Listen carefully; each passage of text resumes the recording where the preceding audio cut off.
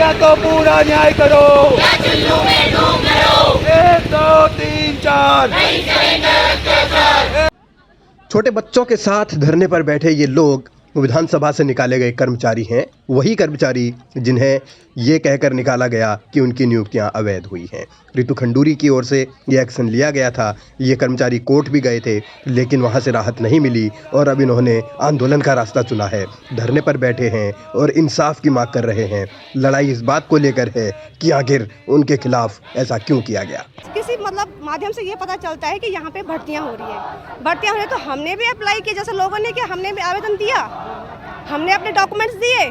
हम तो ये सोच के समझे थे हमारे डॉक्यूमेंट्स दे के हमको लिया गया है कि ये इतने क्वालिफाइड हैं, वेल क्वालिफाइड हैं, तो इसलिए हमें लिया गया है। हमें भी इतना पता नहीं था कि इसके लिए आज ये स्थिति होगी।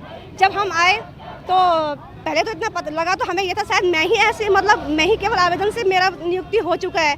लेकिन ठीक है, यहाँ पे जब 1 से 16 तक यानी कि 16 साल से एक ही प्रोसेस से नियुक्ति हुई थी, तो मैं भी ये सोच के रह गई कि ठीक है, जब 16 साल से ये तो हम तो फिर भी ठीक ठाक वेल क्वालिफाइड हैं, तो हमें अपने पे भरोसा था, नहीं था कि ऐसा होता है। हाँ, अगर ये था कि मैडम ने किसी ने भी, मैडम की बात नहीं है, निकालना जिसने था वो 6 महीने के अंदर निकाल देते, 1 साल के अंदर निकाल देते। हमारे पास समय होता, हम पूरी मेहनत पीसीएस की तैयारी में कर रही थी उस टाइम पे 2016 में।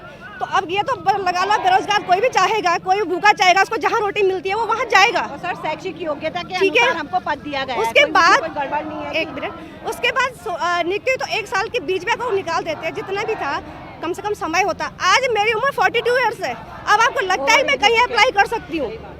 आज मेरे में चाहे क्षमता भी क्यों नहीं है, लेकिन मैं फिर भी अप्लाई नहीं कर सकती हूँ। तो मुझे बस यही लोगों की नौकरियां गई हैं, इसीलिए अब वो सड़क पर हैं और सड़क पर धरना देकर ही अपनी आवाज़ बुलंद करना चाहते हैं। शिकायत रितु खंडूरी से है और शिकायत यही है कि आखिर ये कैसा सिस्टम बना हुआ है। 1 से 2022 तक विधानसभा में भर्ती की प्रक्रिया सेम है। जिस प्रोसेस से हम आए उसी प्रोसेस से पहले वाले लोग भी आए, तो हमारे साथ अन्याय क्यों है? यदि मैडम चाहती हैं तो मतलब हमें अंदर ले सकती हैं, या उनको बाहर करें या हमें अंदर करें, प्रोसेस सेम है। उसमें कोई कोटिया जी की रिपोर्ट में भी ये कहा गया है, बिंदु दिए गए हैं कि जो पहले की भर्तियां हैं उनमें भी कुछ जो है अवैध है। तो हमारे साथ अन्याय क्यों है सर? बस इनके साथ इंसाफ हुआ या नाइंसाफी हुई, इसे लेकर तरह तरह की चर्चाएं पहले दिन से होती रही हैं। क्योंकि अगर नियुक्तियां अवैध ही हैं तो फिर ये किस अधिकार के आधार पर ये कह रहे हैं कि उनको नौकरी पर रखा जाना चाहिए? और अगर ये नियुक्तियां इनकी अवैध हैं तो फिर 2016 से पहले वालों की नियुक्तियां कैसे वैध हैं? ये भी तो एक सवाल ही है। हम बेरोजगारों का दोष क्या है? अगर नौजवान अपने अग्रज नेताओं के पास, जिनको अगर हम अपने नेताओं के पास, मंत्रियों के पास नहीं जाएं, तो इनको अधिकारी क्यों दिए हैं कि आप जनता का भला? कोई आर्थिक सहायता से करता है, कोई नौकरी से करता है। भाई हम बेरोजगार की क्या गलती है?